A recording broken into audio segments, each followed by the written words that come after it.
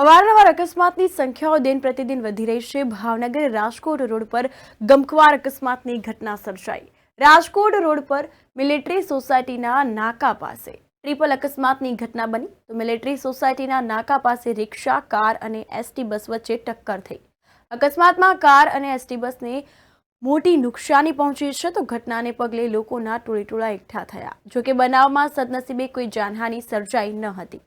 Road પર traffic જામના દ્રશ્યો પણ જોવા મળ્યા હતા તો પોલીસ બનાવ થતાં જ ઘટના સ્થળે પહોંચી હતી તો અંતર્ગત ટ્રાફિક દૂર કરાયો અને એસટી વિભાગના અધિકારીઓને જાણ કરાઈ। આ અંગે વધુ તપાસ હાથ ધરાઈ તો ટ્રિપલ અકસ્માતની આ ઘટના સર્જાઈ છે।